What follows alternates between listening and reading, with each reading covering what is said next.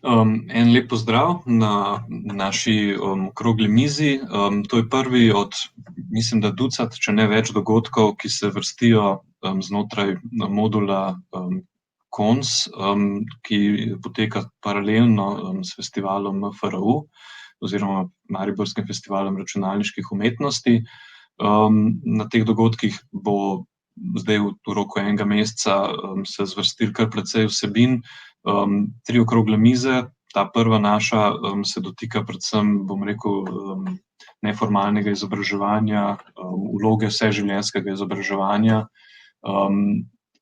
in pravzaprav enih interdisciplinarnosti, kako se lotevati interdisciplinarnosti, kakšno vlogo ima umetnost v povezavi s tehnologijo v prihodnjem razvoju naše družbe. Pol se bo, razen te naše okrogle mize, bodo se odvile še 2 okrogle mize. Tako da predlagam, da si potem tudi na koncu pogledate še ostale naše dogodke. Mislim, da kar 6 pogovorov oziroma predstavitev umetniških del in pa tudi, kljub temu, da smo zdaj v teh koronskih časih precej vezani na spletno prisotnost pa spletno interakcijo, tudi mislim, da 3, če ne 4 delavnice, ki jih bomo izvajali takole, bom rekel, na daljavo, se pravi eno zelo direktno izobraževanje, ki ga znotraj modula KONS bomo speljali v tem času. Enega meseca, mislim, da se tam nekje do 1. 2. decembra zvrstijo vsi dogodki. Praviloma potekajo takole ob 6. Zvečer, razen delavnice, ki so malo daljše, tiste mislim, da začenjajo praviloma že ob 5. Bodite pa pozorni na torke in petke, kjer se bomo vedno znova pojavljali. Zdaj več o KONS-u ne bi, mislim, da veste, da je to 8 partnerjev, da je projekt financiran s kohezijskih sredstev, delno pač tudi z Ministrstva za kulturo. In bi predlagal kar tako, da glede na to, da se naša okrogla miza dotika predvsem delavniških programov, ali pa da je to tisto osnovno izhodišče, da si kar zavrtimo en promocijski video, ki je, mislim, da zdaj prvič javno, da je to javna premiera. Tako da bi kar prosil režijo, če nam tole zavrtimo. Če si tole zavrtimo. Hvala.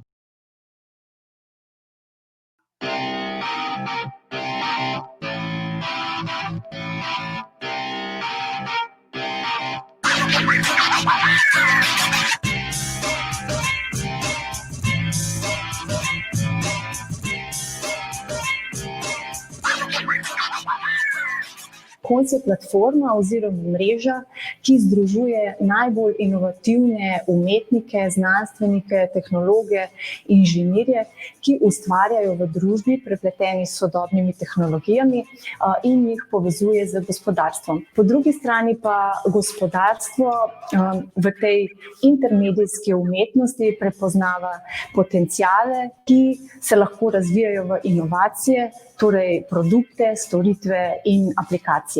KONS Park smo poimenovali mrežo vozlišč, v katerih potekajo različne oblike neformalnega izobraževanja oziroma razvoja kapacitet za otroke, mlade in za ostalo zainteresirano javnost. Vozlišča smo zaenkrat vzpostavili v 5 slovenskih mestih, v Ljubljani, Mariboru, Velenju, Novem mestu in v Novi Gorici. Ta vozlišča ponujajo inspirativna in inovativna okolja, v katerih otroci in mladi raziskujejo na presečišču znanosti in umetnosti, odkrivajo svoje potenciale in razvijajo ustvarjalno mišljenje in inovativnost. V vozliščih raziskujejo, prototipirajo in, kar je zelo pomembno, ustvarjajo skupnosti, v katerih razvijajo lastne projekte.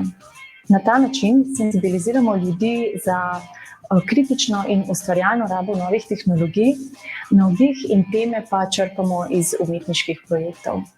KONS Park se povezuje tudi navzven, sodelujemo namreč s številnimi večjimi festivali v Sloveniji, kot so MFRU, Pixel Point, Art Camp na Lentu, festival Kunigunda, festival Adela v Ljubljani in podobni.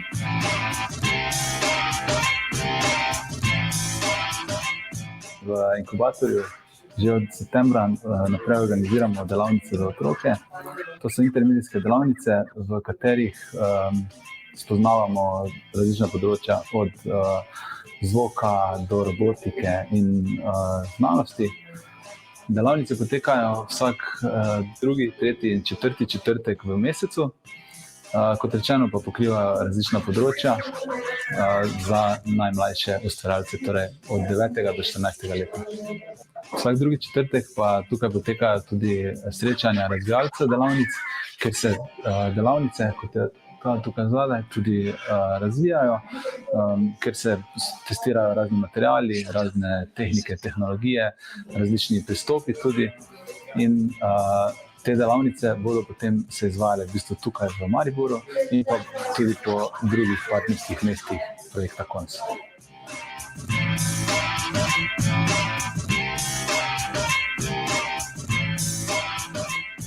Nahajamo se v vozlišču Nukleus, ki je del samega projekta KONS, ki ga izvaja Mladinski center Velenje v sklopu vseh ostalih tudi partnerjev, ki delajo v projektu KONS. Smo danes ravno v času, ko izvajamo delavnico za otroke. Tukaj se drugače izvaja tudi delavnice za zainteresirano javnost, odrasle in ostale. Vsekakor je pridobitev tako za mlade kot ostale, da dejansko se soočijo in seznanijo z številnimi aktivnostmi, ki jih dejansko omogoča projekt KONS na tej prvi in na ostalih drugih ravneh. Vsekakor pa se veselimo tudi prihodnosti, kajti pričakujemo tudi laboratorij za rešitve ali tako imenovani Solution Lab, ki ga bomo vzpostavili v Velenju in nadaljevanju nove aktivnosti tudi tam.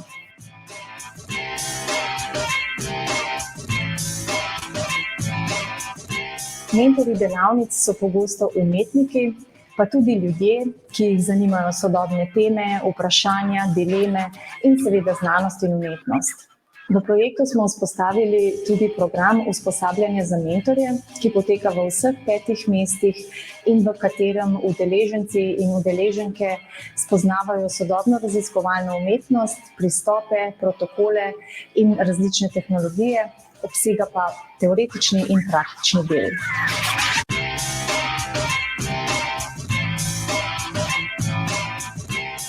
Delavnice se razlikujejo glede na starostno skupino, kateri so namenjene, v osnovi pa so koncipirane tako, da se začnejo s predstavitvijo neke teme, in sicer iz umetniškega, znanstvenega in inženirskega vidika, nato pa se nadaljujejo z izdelavo produkta oziroma z neko čutno izkušnjo. Zasnovani so tako, da otroke in mlade navdušujejo in da posamezna orodja spoznavajo sproščeno preko igre oziroma izkustveno. Skozi celotno trajanje projekta je odprto tudi javno vabilo k oddaji predlogov za delavnice, ki jih bomo izvajali v vseh vozliščih. V projektu namreč nameravamo izvesti preko 300 delavnic.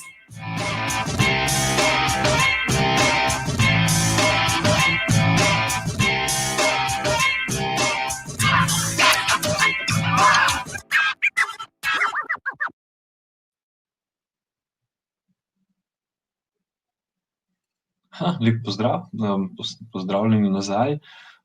Bi predstavil kar naše goste. Z nami so Darinka Vrečko iz Ministrstva za izobraževanje, znanost in šport, Gorazd Jenko iz Službe vlade za razvoj in evropsko kohezijsko politiko.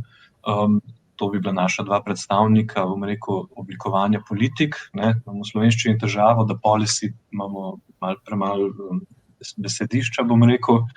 Se pravi, naši ljudje, ki so v Sloveniji, bom rekel, blizu tega in razumejo, kaj se dogaja na strani policyja. In 2 predstavnika tistih, ki so najmočnejši na terenu, vsaj kar se tiče tega našega KONS konteksta.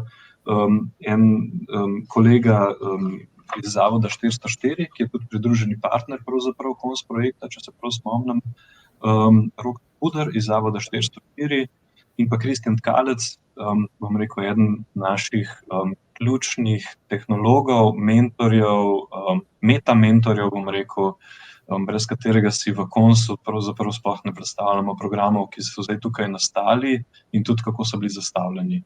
En lep pozdrav vsem skupaj. Bi mogoče začeli kar pri policyju, pri politikah. Da se mogoče, da ne predstavljam jaz v podrobnosti naših kolegov, bi prosil, za kar vsak mogoče sam predstavi. Gospod Jenko, bi mogoče kar pri vas začeli. Najprej vprašanje. Vi ste sekretar na sektorju za pametno specializacijo službe vlade za razvoj in evropsko kohezijsko politiko oziroma SVRK-ju. Mogoče, če se tam malo poveste, pravzaprav kaj pomeni SVRK oziroma kakšna je njegova vloga med ministrstvi pri nas in kaj pravzaprav je sploh pametna specializacija. Čisto toliko, verjetno čisto vsi gledalci niso s tem žargonom tako seznanjeni. Hvala.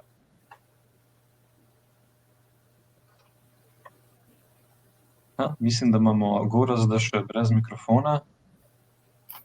Se opravičujem. Zdaj se slišimo? Super. Ja, odlično. Hvala lepa za besedo, prijazen pozdrav vsem in hvala seveda za povabilo v oddajo. Torej, najprej je treba razrešiti to enigmatičnost kratice SVRK, ki je, če sem prav razumel, in naših pristojnosti, ki smo sigurno precej manj znani, kot so običajno, in to ni nobena lastnost samo Slovenije, kot so običajna ministrstva. Pri nas je služba SVRK, pod tem imenom se skriva služba vlade za razvoj in evropsko kohezijsko politiko. Torej, na nek način že samo ime celotno pove, kaj je naša osrednja pristojnost oziroma kje delujemo, se pravi področje razvoja, gospodarskega in družbenega, kot tudi izvajanje, programiranje in tako naprej celotne evropske kohezijske politike.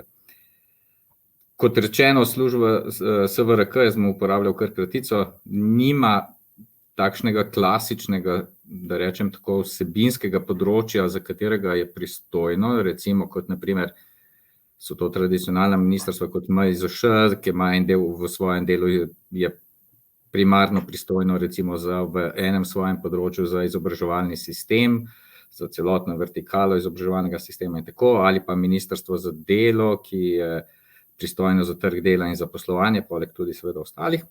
Ampak kot rečeno, mi smo pristojni na nek način imamo to drugačno funkcijo in smo pristojni kot osrednji akter, igramo akter organa upravljanja se pravi evropsko razvojno kohezijsko politiko. To pomeni tako pogajanja v Bruslju, kot tudi proces programiranja, skupaj seveda z vsemi ministrstvi in potem tudi izvajanja 3 evropskih razvojnih skladov. To je Evropski socialni sklad, Evropski sklad za regionalni razvoj in kohezijski sklad. Poleg tega pa, kot rečeno, tudi razvojno funkcijo.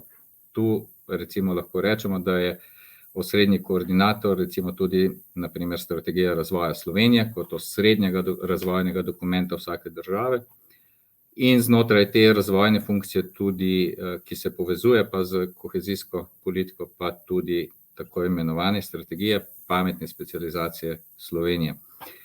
Kaj je strategija pametne specializacije Slovenije? Je bilo še vprašanje.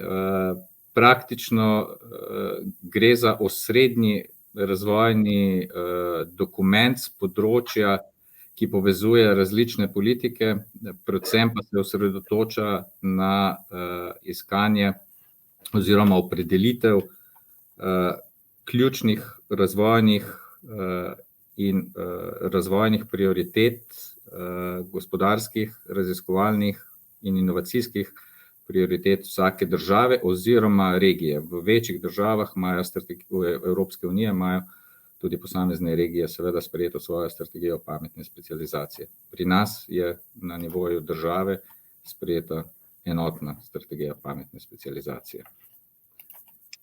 Toliko za enkrat. Hvala. Super, hvala. Zdaj bi mogoče še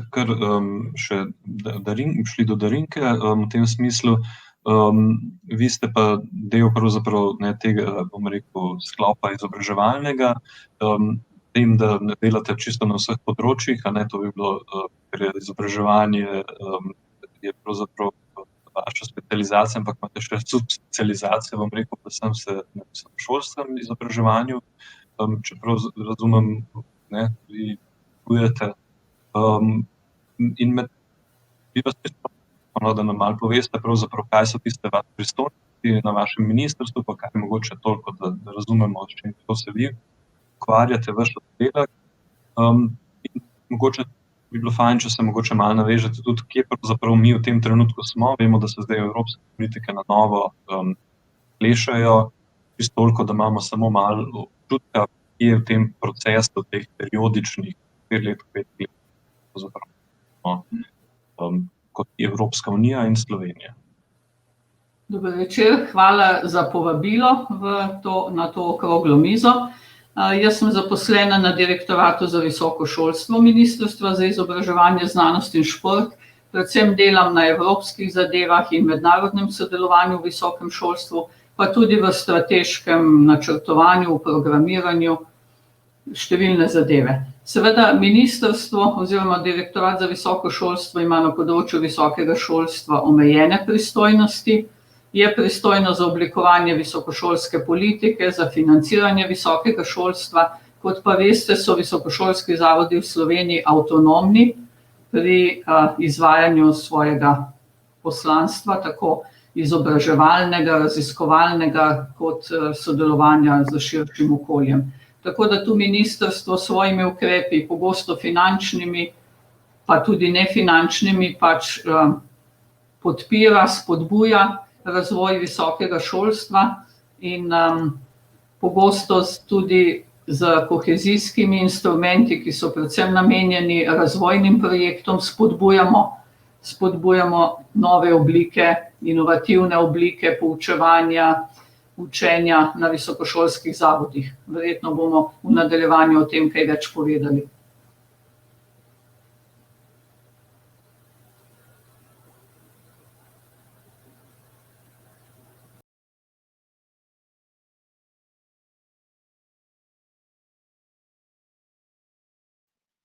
Rok, se opravičujem. Gospod Capuder, vi prihajate pa iz Zavoda 404, dajte nam malo pojasniti, s čim se pa pravzaprav vi ukvarjate, zato ker ste pa pravzaprav čisto na drugem spektru tega, kar smo zdaj slišali, visokošolskega izobraževanja oziroma ministrstva, ki prav niti nima direktnega, ki je pač res na policy level, vi ste pa res s prakso, ne? Ja, najprej en lep dober večer tudi z moje strani. Moje ime je Rok Capuder. Jaz prihajam iz Zavoda 404, pa bi čisto na kratko povedal, kdo smo, s čim se ukvarjamo. Mi smo po svoji definiciji mladinski tehnološki center in to, kar delamo, je, da poskušamo mlade letos že v bistvu od vrtčevskih let, pa potem spremljamo osnovnošolce, srednješolce, študente, da iščejo tisto svojo strast na področju tehnike pa tehnologije. Se pravi, glede na starostne skupine imamo kar nekaj programov, nekaj delavnic, nekaj celoletnih vsebin, na katere se lahko potem osnovnošolci, srednješolci in tudi študenti prijavijo.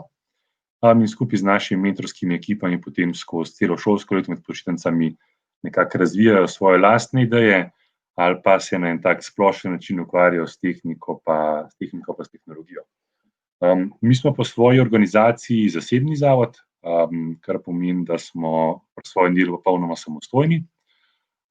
In nekako naš fokus že od samega začetka je, da poskušamo mlade naučiti, kaj jim tehnologija lahko v vsakdanjem življenju pripomore in kje lahko najdejo na področju tehnike oziroma tehnologije tudi svojo karierno pot. Pa bi mogoče dodal še to, zelo velikokrat nas vprašajo, zakaj 404. Če surfate po internetu, pridete do spletne strani, ki ne obstaja, tam seveda vrže ven Error 404, stran ne obstaja, naš moto je ustvariti to, kar ne obstaja. To je nekako tisto bistvo, ki ga poskušamo našim mladim skozi naša dela posredovati. Super, odlično, hvala. Zdaj pa še kolega Kristjan, mi da se bova kar tikala, ker se že ponavadi, ker se prihajava iz istih krogov. Upam, da ne bo to motil preveč. Ti prihajaš pa iz KONS-a, pravzaprav si sodeloval pri formaciji programov in sploh bom rekel v tistem osnovnem delu, kjer pravzaprav se je znotraj KONS-a, zdaj smo videli video, kaj pravzaprav vse se dogaja, ampak v veliki meri je pravzaprav to tudi bilo močno informiran s temi programi, ki ste jih vi že izvajali, tudi znotraj Kersnikove, znotraj različnih, bom rekel, teh vej, znotraj vašega zavoda. kakšna je pravzaprav zdaj tvoja nova pozicija, glede na to, da prej si bil predvsem verjetno mentor in tehnolog, kakšna je pa zdaj tvoja nova pozicija znotraj Konsa, bom rekel, v tej obliki? Torej, pozdravljeni še z moje strani, moje ime je Kristjan. Predtem sem dolga leta sam, potem so pa še en izmed redkih mentorjev, ki smo bili zelo aktivni na zavodu Kersnikova. Bistvo vedno zavoda Kersnikova je bila Galerija Kapelica, odkuder smo nekako črpali inspiracijo iz umetniških projektov in pa to nekako prevajali v tehnološke delavnice, kjer so se udeleženci učili, kako kritično se spoprijemati z novo tehnologijo, kako narediti nekaj novega. Moja vloga se je kar drastično spremenila, ker smo vmes ugotovili že na zavodu Kersnikova, da nam primanjkuje mentorjev. Seveda se naš program konstantno povečuje, kar zahteva več in več mentorjev in posledično sem jaz vse znanje, ki sem ga pridobil v svojih 7-8 letih, nekako spravil na papir in smo z ekipo na Kersnikovi naredili usposabljanje za mentorje. To zdaj že na zavodu Kersnikova poteka, če se ne motim, 5. leto je letos. V samemu projektu Kons sem pa predvsem iz tega usposabljanja, kjer imamo na vsakem vozlišču, kar pomeni Velenje, Novo mesto, Nova Gorica, Maribor, Ljubljana, imamo usposabljanje mentorjev, ki poteka enkrat na teden, sestavljeno iz teoretičnega in praktičnega dela. Bistvo vsega tega je, da so bodoči mentorji, ki imajo idejo, da mogoče jih pa zanima neformalno izobraževanje, se najprej preizkusili, če je to res sploh za njih, da vidijo v živo, kako poteka, potem pa da se naučijo tudi neke tehnične zadeve, kot so Arduino, elektrotehnika, you name it. Super, hvala. Gospod Jenko, vidim, da zdaj smo vsi, ne, skoraj vsi, no. Evo, odlično. Upam, da nas bo preveč tako. Kakšno ima pa pravzaprav vlogo, recimo, neka interdisciplinarni pristop pravzaprav znotraj pametne specializacije? Se mi zdi, da to pametna specializacija spet je tako, malo ste ga že osvetlili ta pojem, ampak se mi zdi, da nekaj časa smo predvsem govorili o tem, da rabimo več tehnologov, več inženirskih poklicev, ampak zadnje čase pa počasi skozi bolj uporablja tudi znotraj Evropske unije namesto kratica STEM, se pravi Science, Technology, Engineering, matematika, tudi STEAM, ki pa notri vključi tudi tisto A, ki gre za art, kjer gre ta A je. Bom rekel, ta humanistični del. Me zanima, ima SVR kakšno stališče glede zdaj tega prav v luči recimo neke interdisciplinarne. Se mi zdi, da je bilo to vendarle poudarjeno razmeroma zgodaj tudi.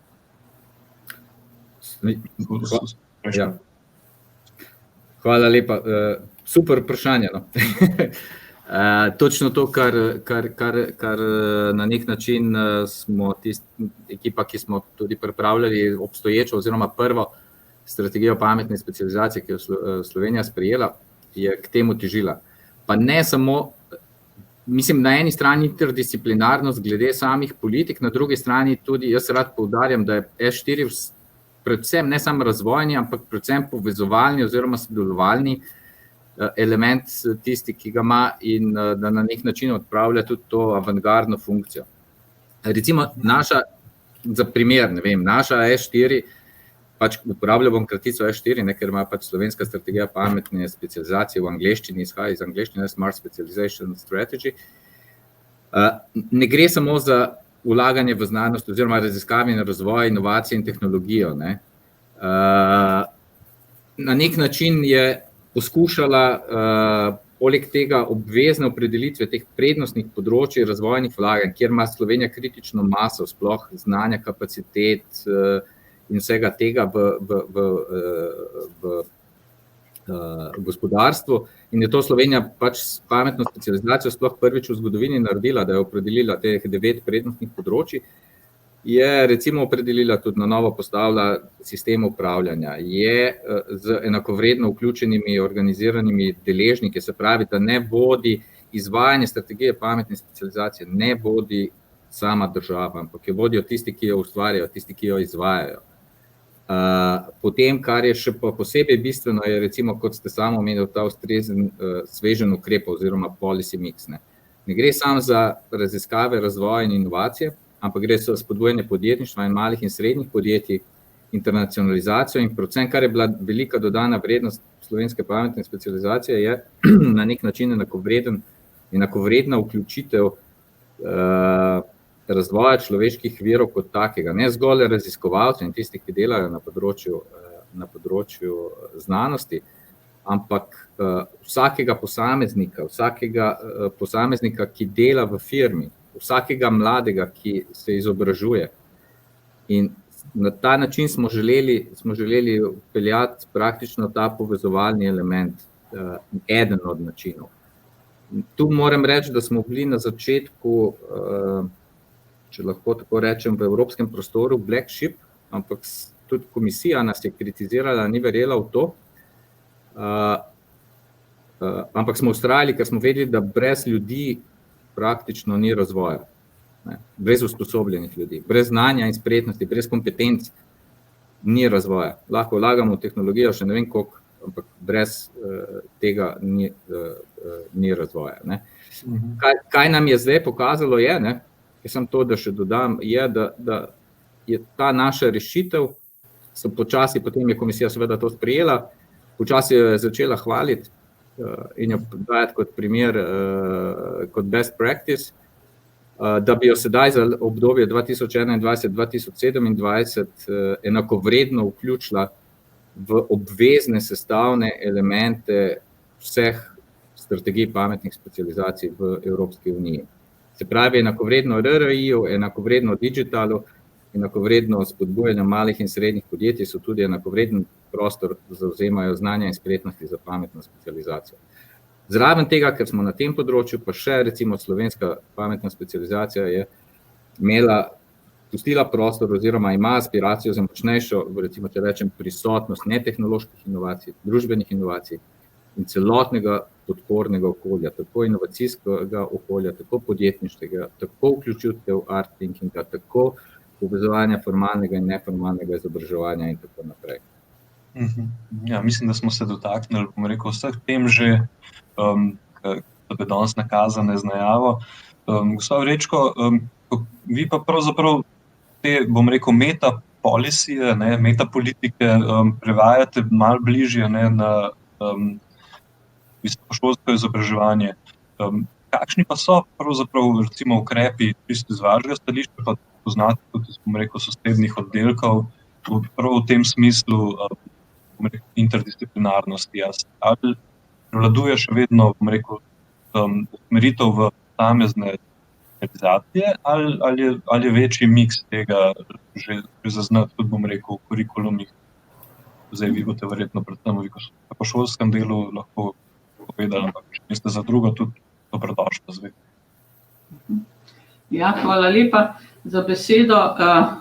V visokošolskem izobraževanju seveda so visokošolski zavodi sami avtonomni pri razvoju študijskih programov.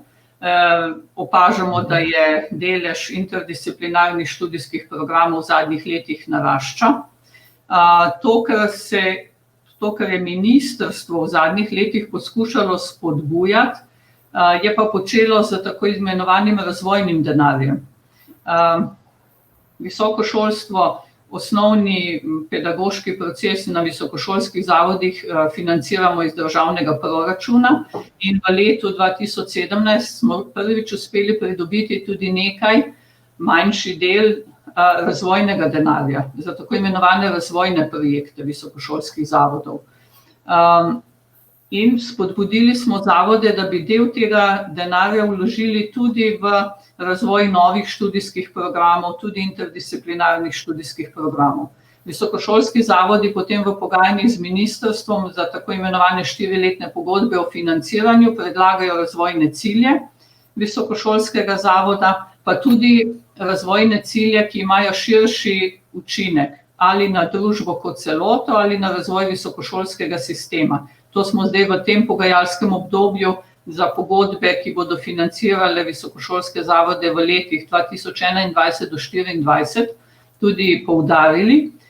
In med tako imenovanimi razvojnimi cilji z širšim učinkom, družbenim učinkom, smo kot eno od prednostnih področij poudarili tudi promocijo in razvoj študijskih programov z področja STEM za razvoj poklicev prihodnosti za družbo 5.0 in dobili tudi prve predloge projektov na to temo.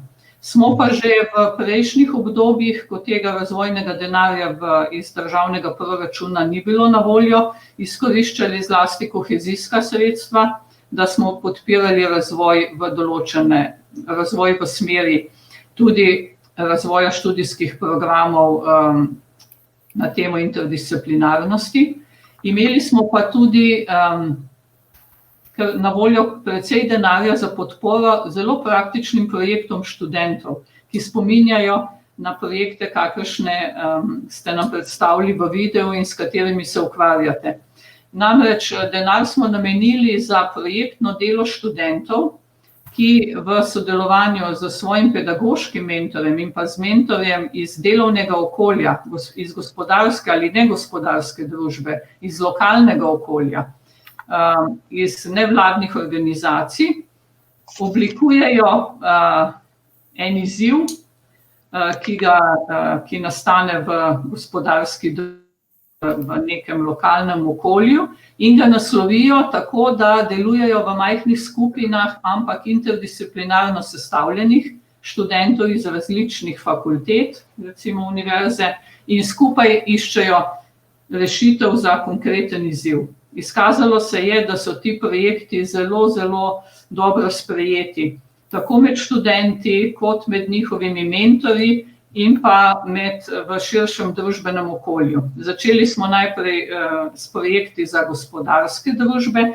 potem smo pa to razširili še na projekte z lokalnim okoljem. In tam vidim priložnost tudi za organizacije, kakršne ste združene v mreži in v projektu KONS, da se pridružijo in da skupaj z visokošolskimi zavodi in skupinami študentov delajo na tovrstnih projektih.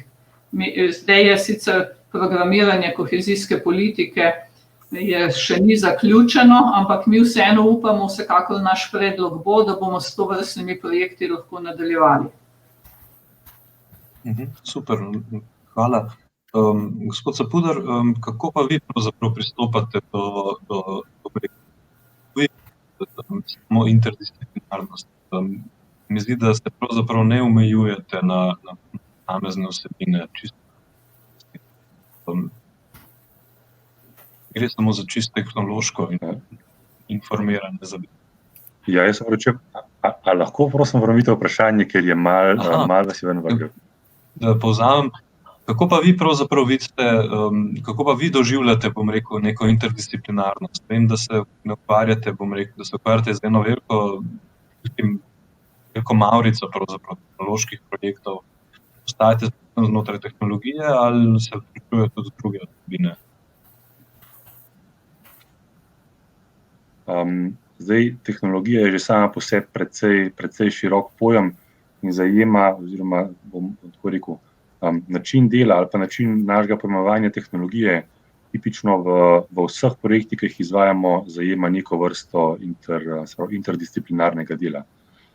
Ne gre tukaj neka sodelovanja oziroma povezave med posameznimi tehnološkimi vejami, kot so programiranje, elektrotehnika, strojništvo, ali pa se potem tukaj obračamo na izzive zunaj, bom rekel, tega strogega dela tehnike, recimo v področju biologije, biotehnologije, ali pa mogoče z mladimi iščemo načine, kako s pomočjo tehnologije rešiti oziroma reševati socialne izzive, s katerimi se srečujemo vsak dan. Naš sam način dela morda izhaja iz ene želje ali pa iz ene potrebe komplementiranja tega tradicionalnega oziroma rednega izobraževalnega procesa. Tudi jaz sam sem po profesiji profesor fizike in jaz moram reči, da v času rednega pouka zelo velikokrat zmanjka časa za delo z dijaki ali pa z delo z mladimi na njihovi kreativnosti, na tem, da jih spodbujaš, da se čim manj omejujejo na lastno znanje, pa iščejo rešitve nekih realnih problemov. Tako da jaz mislim, da je za mlade ključno, da jih naučimo tega, da če hočejo se lotiti ali pa če bodo reševali izzive, pa ne bodo tehnološki ali pa družbeni, je zagotovo interdisciplinarnost, pa sposobnost povezovanja, pa razumevanja mogoče kolegov pa kolegic iz drugih področij bistvenega pomena za uspešno reševanje pa naslavljanje teh izzivov. Težko se ne bi strinjal s tem zaključkom. Kristjan, mogoče bi tebe vprašal bolj, glede na to, da pač znotraj KONS-a absolutno delamo predvsem na neformalnem področju izobraževanja. V kakšnem razmerju pa vseeno to obstaja, bom rekel, do formalnega izobraževanja? Mislim, mogoče na praktični ravni, verjetno so to vse neke publike, ki so tam skoncentrirane formalno. To je relevantno. A lahko prosim ponoviš zadnji del, ker te je spet malo prekinilo? Se opravičujem. Čisto zanima me, kako pravzaprav v kakšnem razmerju znotraj KONS-a pravzaprav tisti, ki ste najbolj udeleženi, v kakšnem razmerju ste do formalnega izobraževanja? Je to neka počna deska, ki je relevantna za KONS, ali je to direktna komplementira, ali je, bom rekel, v veliki meri ločeno? Začel bom s tem, da direkt delavnice, ki jih mi izvajamo, se mi zdi, da najbolj neformalne, kar so le možno, ker imamo res pristope takšne, da probamo tudi izpostaviti to, da mentor ni učitelj, da ni nad njimi, da ni vse ved, da se spusti na nekak isti nivo, kot so udeleženci, da nastane debata. Kar se velikokrat dobimo udeležencev feedback nazaj, da je ful boljš kot šola, zato ker lahko povejo svoje mnenje. Jaz sem tudi včasih v šolo hodil in se včasih tudi z njimi strinjam, da pač včasih moraš biti tiho in narediti zadevo, ampak je tudi razumljivo, da v šoli imajo učitelji 30 učencev, medtem ko mi imamo maksimalno 10. S tem, da so tudi 2 mentorja na ekipo, kjer se lahko res zadeva pač sprosti in pač gre v bolj neformalne vode. Občutki, ki jih dobivamo, oziroma tudi feedbacki, ki jih dobivamo nazaj, so taki, imamo več različnih oblik delavnice. Ena izmed klasičnih delavnic je 3-urna delavnica. To je taka zelo, po večini je to zelo tehnična delavnica, izvedemo od začetka do konca, imamo neko debato, naredimo nek hands-on del, na koncu imamo še nek pogovor o tem, o kritičnem razmisleku, o tej zadevi, ki smo jo izvajali. Ampak tu recimo ni glih širok prostor za kreativnost, za neko neformalno druženje, za njihovo poglabljanje v samo tematiko. Zato smo pa tudi s časom razvili 10-kratne delavnice, imenovane 5-hack pri nas še, kar pomeni, da se 5 petkov oziroma 10 petkov, se opravičujem, zapored dobivajo po 3 ure na delavnici in imajo ene kompleksnejše teme. Recimo, ena izmed prvih delavnic, ki smo jih izvajali na Kersnikovi, je bila bioradovednost, kjer so raziskovali o antibiotikih. Torej, oni se v 30 urah, če skupaj seštejemo delavnice, imajo oni čas se povezati med sabo, se sprostiti, se pogovoriti dejansko o tem, kaj so antibiotiki, ker je to zelo kompleksna tema.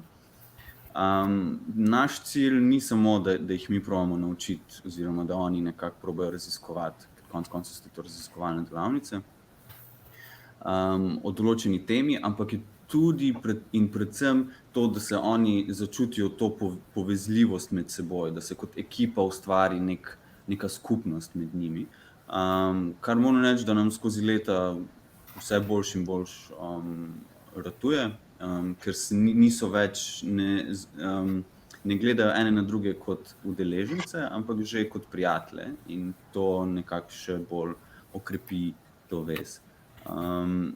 Kar se pa tiče striktnega formalnega izobraževanja, recimo, pa tudi sodelujemo, mislim, primarno gremo po principu več glav, več ve. In mi kot kulturno-izobraževalna inštitucija ne moramo znati vsega, nimamo vseh inštrumentov, nimamo vseh strokovnjakov. Tako da probamo sodelovati s čim več ljudmi. Sodelujemo s Kemijskim inštitutom, z ISM, z BFM, z Elektrofaksom, z mnogo katerimi še dodatno sodelujemo, tudi z vsemi partnerji, ki so v naši mreži in izven naše mreže.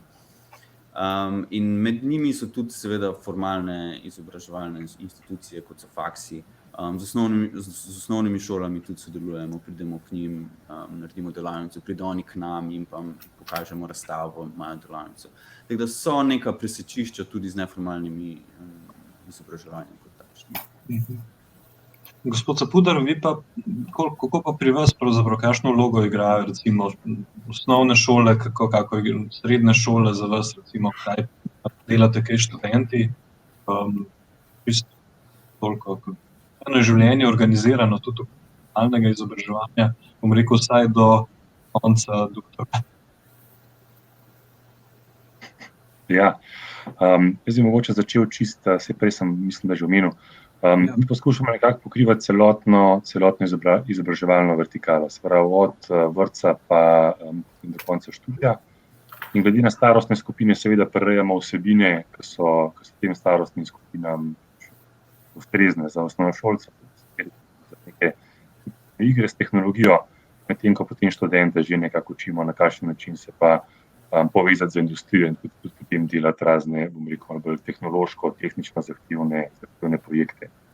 Same oblike dela so odvisne od programa, ki ga izvajamo. Recimo za srednješolce izvajamo že od našega zadnjih 6 let vsakoletne tehnične krožke, kjer na posameznih srednjih šolah zberemo skupino dijakov, zberemo šolskega mentorja in potem se ta skupina dijakov lahko v roku enega, pa ponovadi je to kar na 2 šolski leti, izberajo en projekt, ki ga morajo skupaj kot skupina izdelati. In mislim, da so te principi dela zelo podobni, ki je prej omenil Kristjan. Eno je sama tehnologija. Tehnologija je tista, ali pa tehnološki izzivi so tisti, ki zahtevajo od človeka še 100, 200, 300, 400 ur dela in potem se rešijo. Tisto, kar je bolj pomembno, da mlade naučimo, je to, da se naučijo delati skupaj, da se naučijo drugega poslušati in da probajo skupaj rešitve do izzivov, ki jih imajo najti. In velikokrat pravimo, da sami morda lahko pridejo hitreje do rešitve, medtem ko skupaj lahko zagotovo pridejo dlje. Pa dodal bi mogoče še eno stvar, ki je tudi vezana na formalno izobraževanje, pa na vlogo nas, neformalcev v tej zgodbi. Za razliko od učilnice, kjer učitelj ima pred sabo 30 dijakov, osnovnošolcev, učencev, študentov, koliko želite, ki so na en način, pa bom zdaj uporabil zelo grdo besedo, ne zdaj za jezik držati, primorani, da so tam. Na te delavnice, ki so neformalne, tipično pridejo mladi, ki jih to zanima. Mi te mlade dajemo eno posebno skupino, ki jo imenujemo nadarjeni oziroma zelo zainteresirani dijaki. Zelo velikokrat v polju tega rednega izobraževanja za njih zmanjka časa. Jaz mislim, da so te aktivnosti, ki jih nevladniki, neformalni izvajamo, to enega ključnega pomena za delo z nadarjeno mladino. Super. Hvala. Gospod Jenko, mi da so se pogovarjali že prejšnjič, ko smo se na hitro dobili, da bo v prihodnosti pravzaprav en velik del naših delovnih mest ogrožata tudi ne samo digitalizacija, ampak tudi avtomatizacija. O strategiji pametne specializacije ne bi bilo odgovor prav na to temo, ali bi osvetlili mogoče malo z vidika, bom rekel, tudi vseživljenjskega učenja pa interdisciplinarnosti, ker smo se že malo pogovarjali v tem smislu, kaj pravzaprav v tem primeru lahko pričakujemo tudi od prihodnjih politik na to temo. Okay. Super, hvala lepa še enkrat za tudi to vprašanje, seveda, kot nalašč.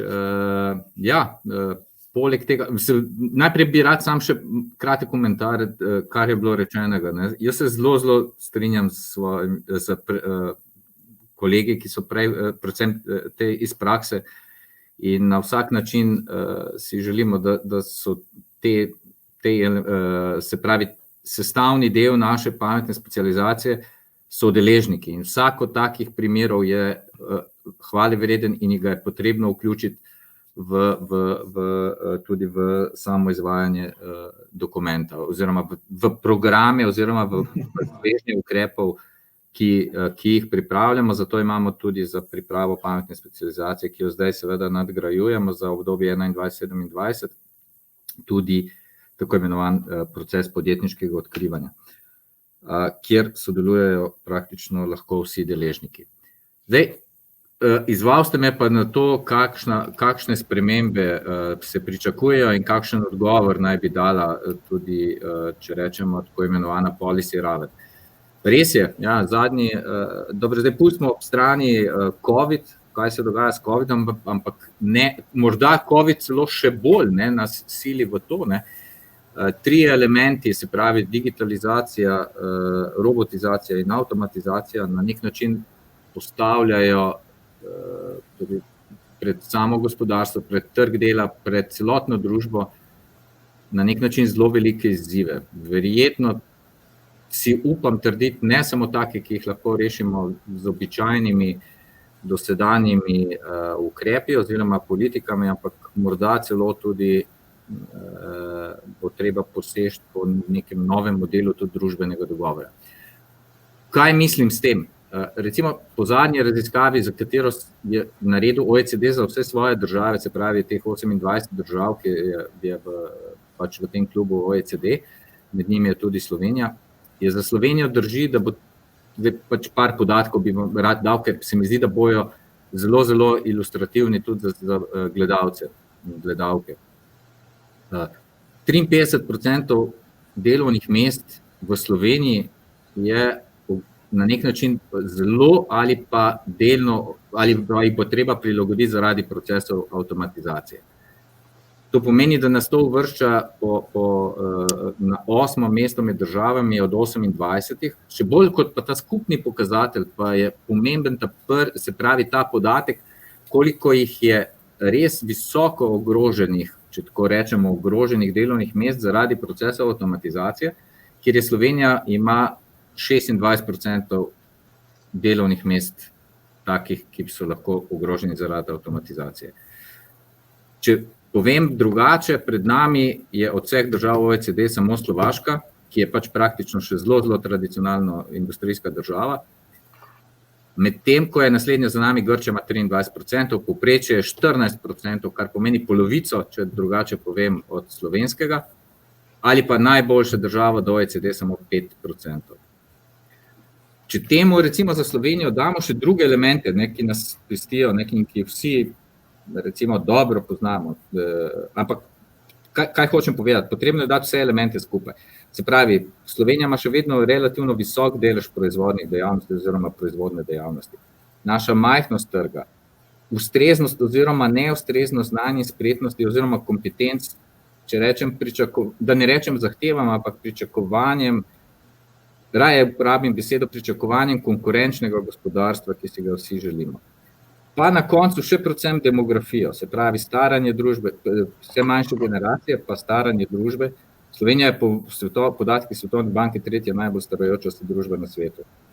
Za Slovenijo ne kaže najboljši in moramo vse te elemente znati nasloviti. Zakaj govorim vse to? Je zaradi tega, ker ni bistveno, kaj se dogaja oziroma kakšno je stanje, bistveno je, da se tega zavedamo in predvsem, kako se bomo temu odzvali. In izziv, ki je in bi moral biti predstavljavci politiki in predvsem in nami, če tako rečem, oziroma celotna družba je izjemno velik. Poanta tega mojega govora je, da tega ne bo rešila ne gospodarska politika, jo ne bo rešila ne izobraževalna politika, jo ne bo rešila ne aktivna politika zaposlovanja, niti zdravstvena, niti okoljska, niti nič. Ampak dopolnjevanje oziroma koherentnost teh politik. Ker samo koherentnost in sodelovanje, če vse politike naenkrat in jih znamo zložiti, lahko dajo odgovor na to. Zato je tudi recimo pametna specializacija, se nismo zadovoljili samo s tistim, kar je recimo bila osnova, kar je takrat so zahtevali, se pravi raziskave, razvoj, inovacije, ampak smo hoteli in smo želeli dati človeške vire in smo hoteli nasloviti tudi socialne inovacije in smo hoteli take primere dobrih praks, o katerih danes poslušamo, dati možnost in priložnost, da se enakovredno vključijo v celoten sistem. Pa še sam besedica o formalnem in neformalnem, zame eno brez drugega ne more obstajati. Tako kot v gospodarstvu ne obstajajo samo velike firme, pa male firme, nobeno gospodarstvo ne more preživeti samo z velikimi firmami. Ja, so bili poskusi včasih velikih kombinatov in velikih tistih, ki smo rekli, ne bo nobenih malih firm, ampak ta gospodarstva se niso obdržala. Enako ne morejo delovati samo male firme, ker so praktično zaradi kapacitet in ekonomije obsega in vsega tega in se morajo navezati na velike. Tako tudi je formalno in neformalno izobraževanje. Formalno izobraževanje mora biti dati te temeljne, splošne, jaz pravim tudi transverzalne kompetence, tiste, katere nam omogočajo sposobnost interdisciplinarnega pristopa.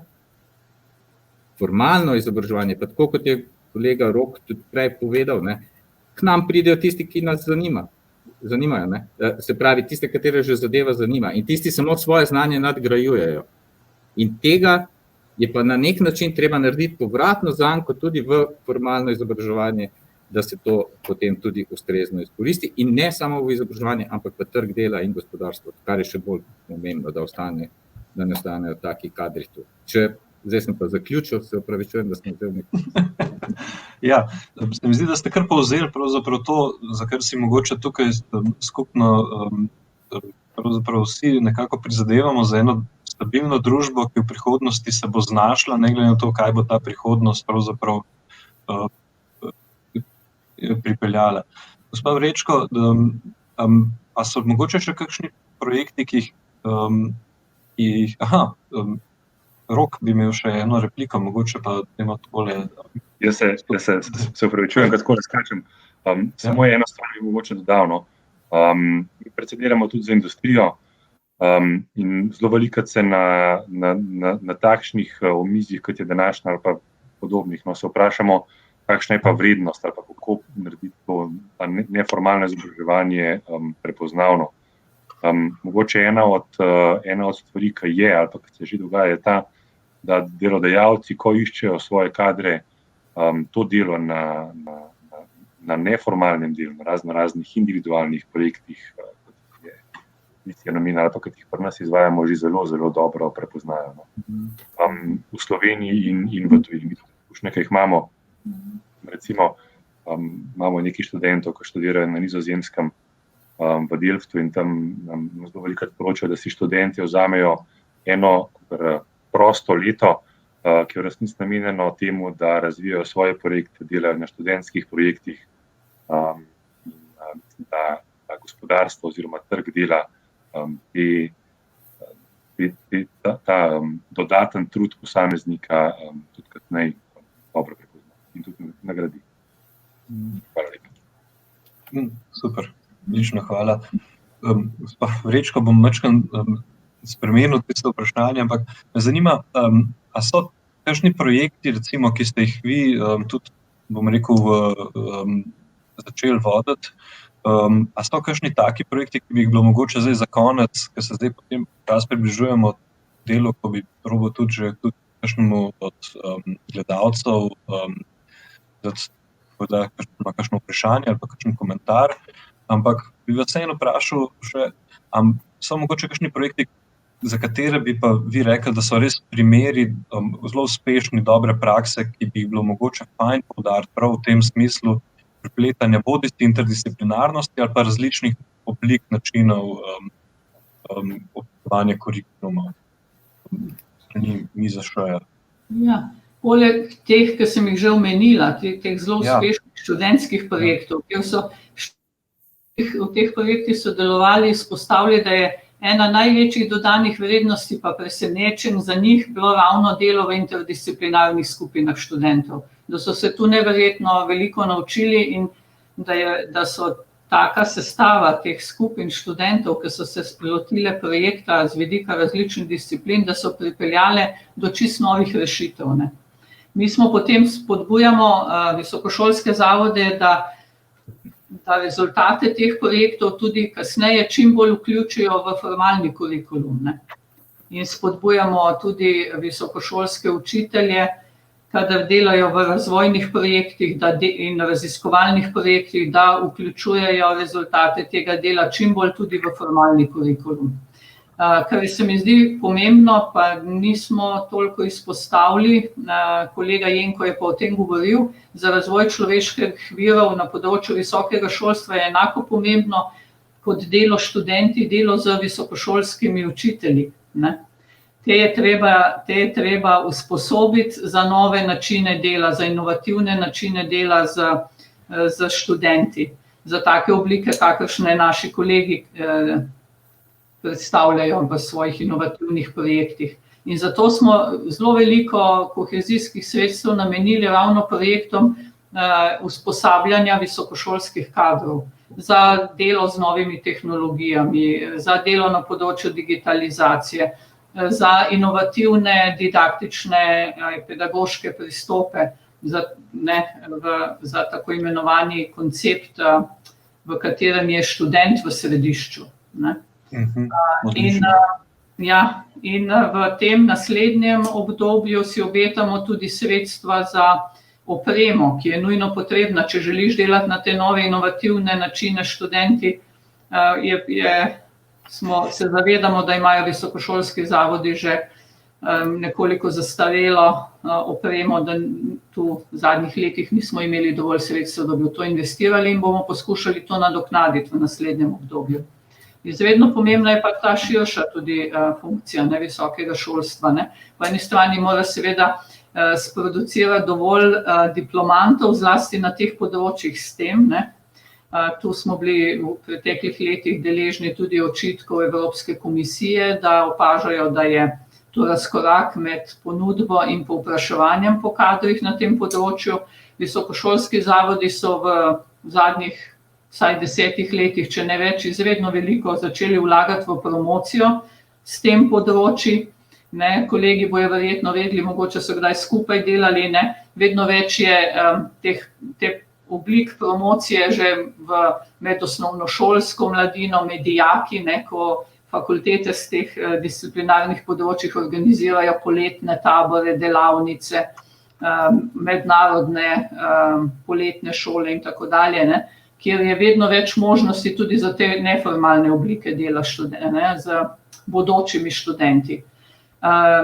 Spodbujamo pa zaradi situacije, kakršno je opisal kolega Jenko, ne, spodbujamo pa v tem obdobju visokošolske zavode z raznimi ukrepi, da bi tudi povečali ponudbo tako imenovanih programov za izpopolnjevanje.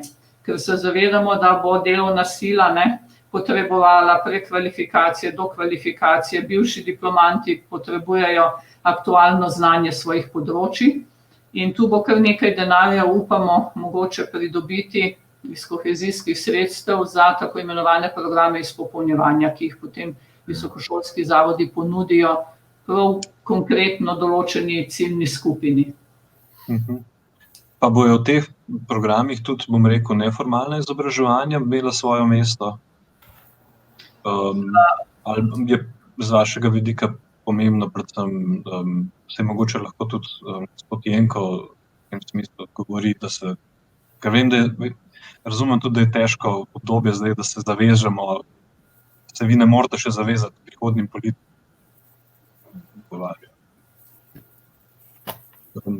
Dame prve. Ja, dejansko smo zdaj še nismo zaključili tega obdobja programiranja. Ko bo zaključeno in ko bomo šli v implementacijo, bomo videli, koliko denarja je za prav posamezne projekte na voljo. Mi seveda, to, kar sem rekla, programi za izpopolnjevanje so programi, ki so dolgi največ do 1 leta, so pa to tudi krajše oblike, če govorim v visokem šolstvu, to opredeljujemo z kreditnimi točkami, ne. Eno študijsko leto obsega 60 kreditnih točk, to so pa programi, ki so lahko tudi pač obsegajo samo 3, 5, 6 kreditnih točk, recimo, tako da so lahko zelo fleksibilni, ne, in to je tudi pomen tega, ne, ker mi se zavedamo, da spremembe, aktualizacija formalnih študijskih programov je bolj dolgotrajen proces, ne, spodbujamo tudi to, ampak obenem pa želimo, ne, s temi krajšimi oblikami, ne, spodbuditi to večjo fleksibilnost, ker na ta način lahko visokošolski zavodi seveda razvijajo te krajše module, iz katerih se potem, ki se vključijo v formalni študijski program, ne, ali pa jih študenti, ne, ko izbirajo posamezne module, si tudi sestavljajo en tak študijski program sami, ne, in svojo pot, svojo študijsko pot. Tako da ja, spodbujamo tudi to, ne, spodbujamo tudi to in upamo, da bodo visokošolski zavodi tudi sami, ne, ponujali tudi razne zelo, zelo neformalne oblike, kot so razni tečaji in tako dalje, še v večji meri kot do zdaj. Ne. Lahko še dodam samo. Ja, vidim, da imamo dve zadevi naenkrat, da so nam iz režije dali tudi eno vprašanje. Predlagam, da najprej vašo repliko, gospod Jenko, oziroma tudi imate za dodati, potem pa se še vprašanja lotimo, bomo videli. Odlično, hvala lepa. Želel sem samo to dodati v zvezi z tem, kar je že Darinka povedala, ne. Točno te programi izpopolnjevanja so eden izmed tistih, o katerih sem prej govoril, da smo s tem spodbudili celotno Evropsko unijo na nek način, da je to sestavni del strategije pametne specializacije. Te bojo namreč na nek način se uvrstili v tako imenovani tisti 4. steber pametne Evrope, to pomeni znanja in spretnosti za pametno specializacijo. Kar se mi zdi še zelo pomembno poudariti, mislim, da je že delno tudi kolegica Darinka povedala, da je to za povezovanje formalnega in neformalnega in na nek način si želim, kar je bila skozi rak rana in skozi poslušamo v Sloveniji, da je prevelik gap oziroma prevelika luknja je med področjem izobraževalne sfere in trgom dela.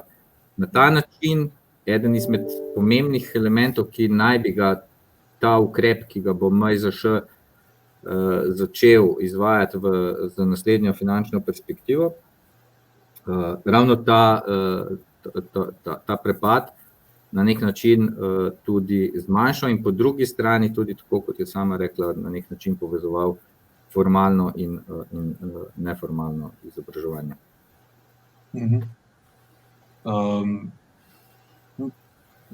Mogoče, če se pa zdaj vrnemo nazaj na tisto vprašanje oziroma komentar.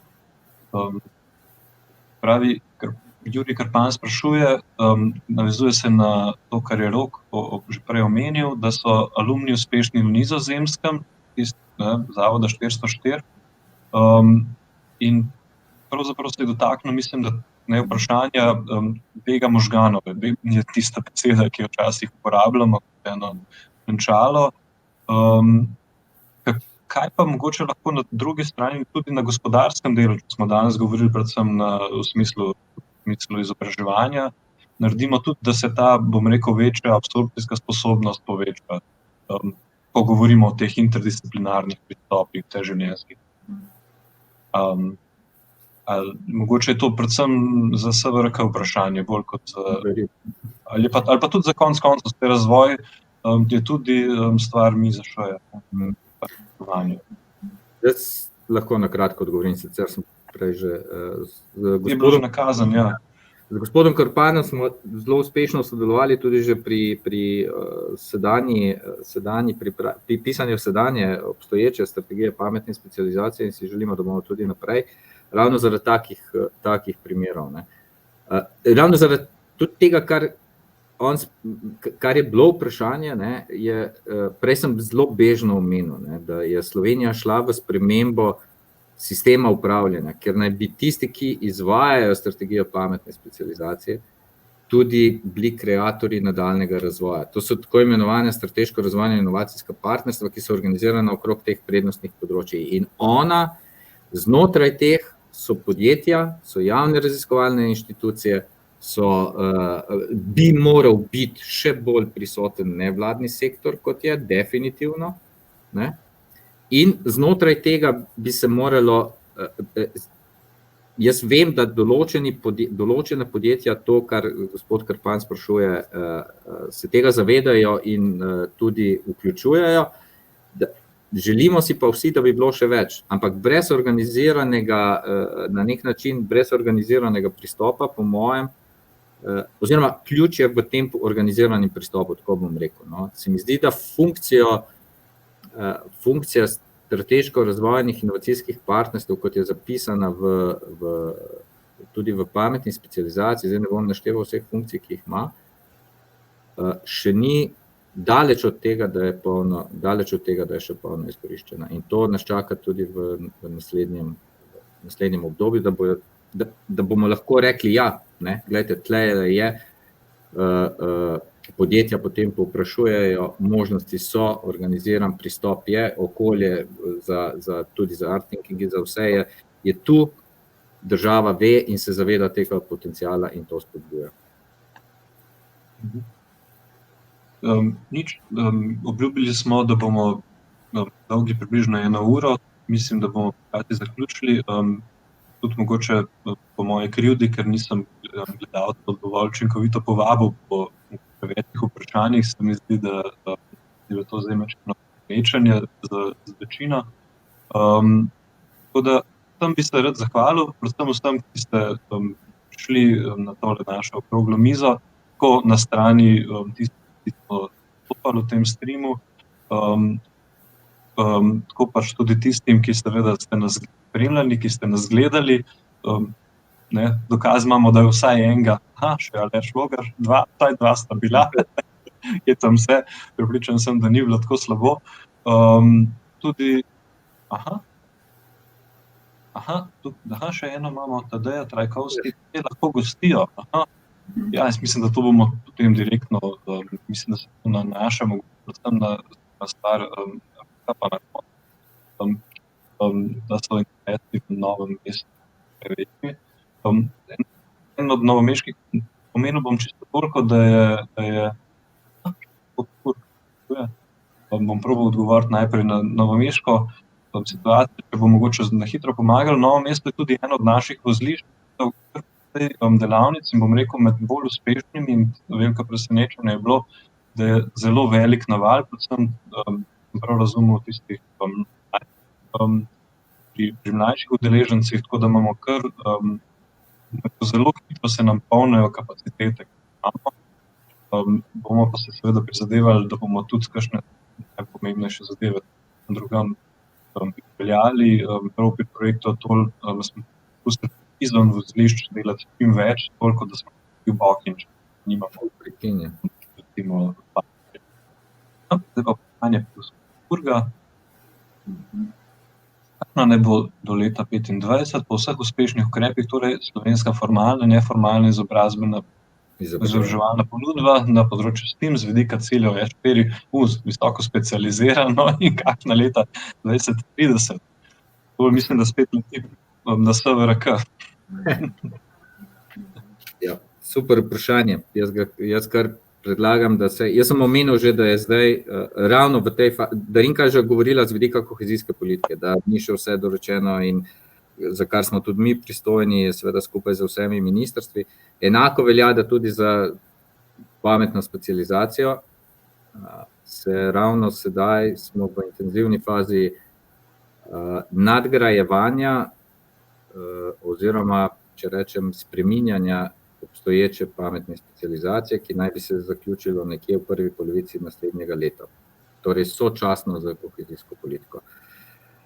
Tako da na tako direktno vprašanje je lahko samo povabilo za sodelovanje sedaj v tem procesu. In ta proces, kot sem rekel, še enkrat poudarjam, proces se imenuje, ima neko smešno ime EDP, Entrepreneurial Discovery Process.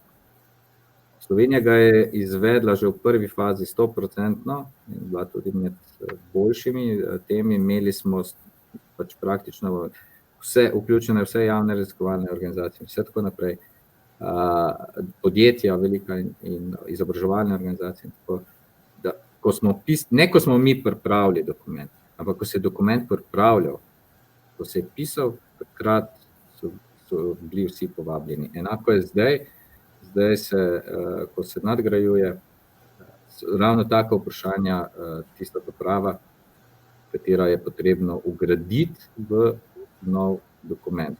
Kakšna naj bi bila, mislim pa, direkten odgovor na to, pa mislim, da sem dal že prej, mislim, da morajo biti tako upoštevati vse tiste izzive, o katerih sem prej govoril. Se pravi, ne more biti, jaz težko pristajam na to, da je to stvar samo ene politike. No, še enkrat, jaz sem zagovornik interdisciplinarnega pristopa, vsak na vsaki politiki pa mora oddelati svoj cilj, svojo nalogo.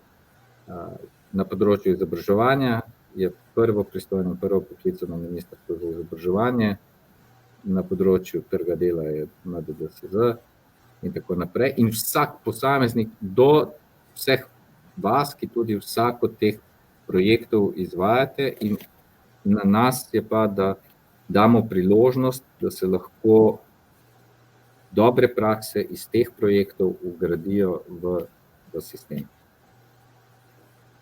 Toliko. Odlično, jaz mislim, da je najboljše, da kar zaključimo z 2 vabiloma. Eden je bil ravno kar izrečen, vključite se v procese EDP-ja. In drugo, pridružite se tudi našim KONS programom, nadaljujemo v petek ob 6. Spremljajte mogoče naš Facebook ali pa Instagram ali pa druga socialna omrežja, obiščite na spletni strani. Mislim, da v petek je en zelo zanimiv nastop, ne nastop, pa vstaj pogovor z Boštjanom Perovškom, ki ukvarja predvsem z zvočnimi umetnostmi na preteku, bom rekel, tudi umetnosti in biotehnologij ali pa živih organizmov. Še enkrat hvala vsem gostom, vsem gledalcem in da ne pozabim tudi tehnični ekipi, ki nam je omogočila tale in do naslednjih in hvala. Hvala. Hvala lepa. Hvala, čau. Živijo, zdravo.